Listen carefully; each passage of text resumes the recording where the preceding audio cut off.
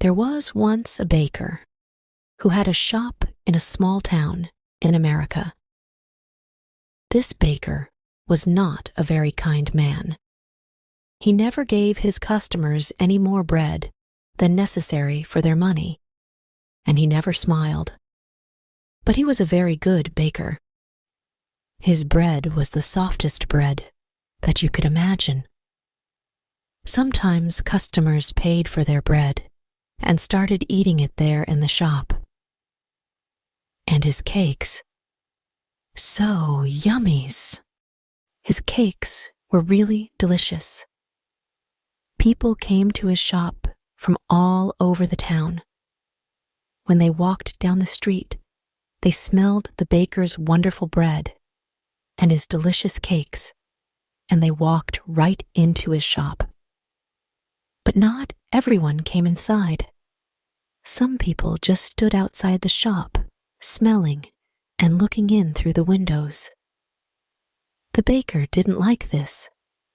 Their stomachs are full of the smell of my bread. I'm giving them a free lunch, and I get nothing for my hard work. He said to himself. Perhaps there's some way to put those delicious smell in bottles. Then I can sell them, just like I sell my bread. One winter morning, very early, the baker was in his shop and making bread. He wasn't singing happily while he worked. He was complaining to himself about getting up early, about the cold weather, and about anything that came into his head.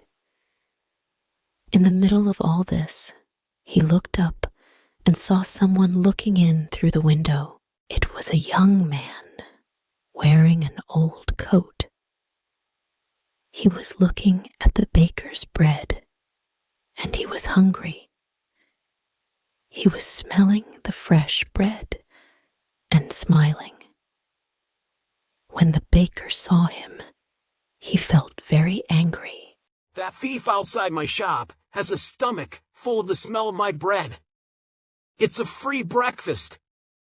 I get nothing for my hard work while he steals my smells. The man didn't move. He just stood there, closed his eyes, and smelt the fresh bread happily. The baker was really angry now. He walked across the shop, opened the door, and shouted at the man. Pay me! Pay you for what? Asked the young man in great surprise. For the smells that you've stolen, replied the baker. But I've stolen nothing. I'm only smelling the air. Air is free, said the hungry young man.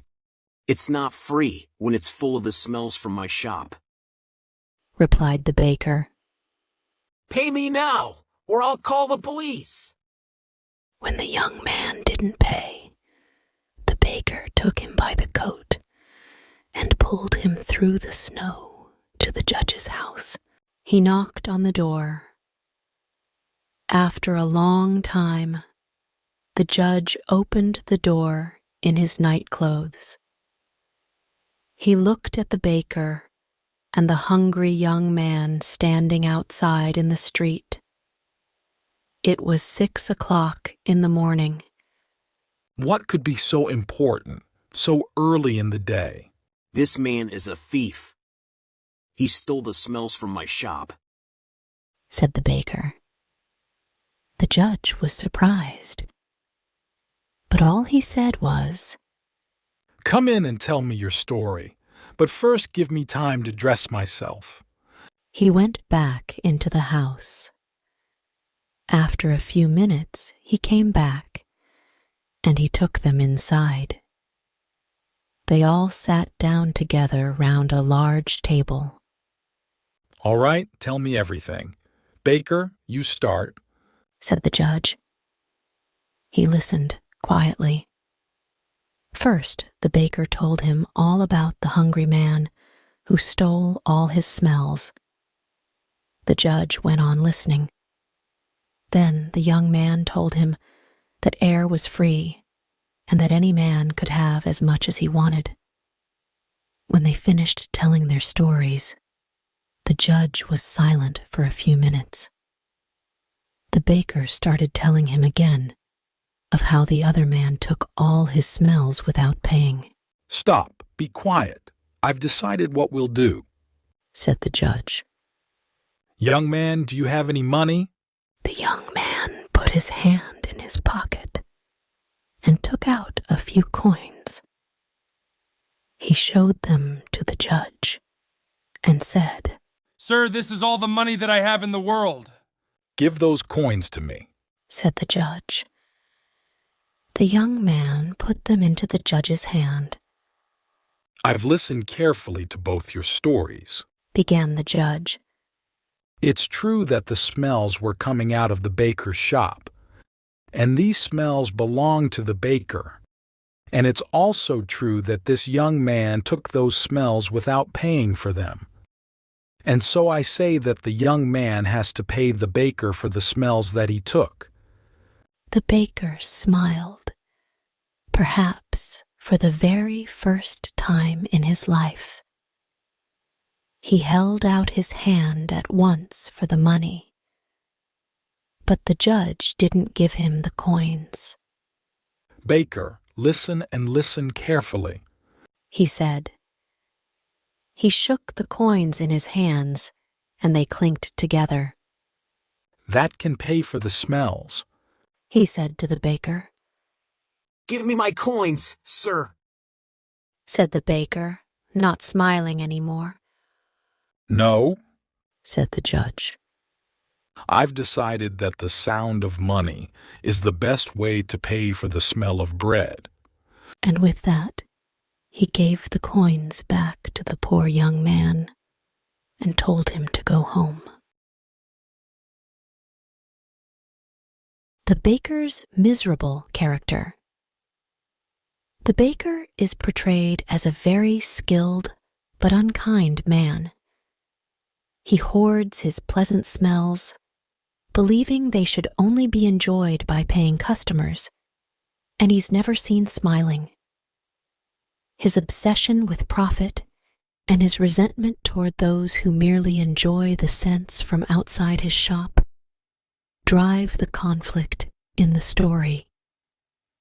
The young man in the story is depicted as someone who appreciates life's simple pleasures, like the smell of fresh bread. He argues that air is free, and he hasn't stolen anything.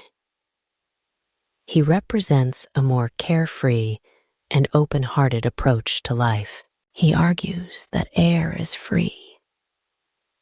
The judge's decision to use the sound of money to pay for the smell of bread is a clever twist.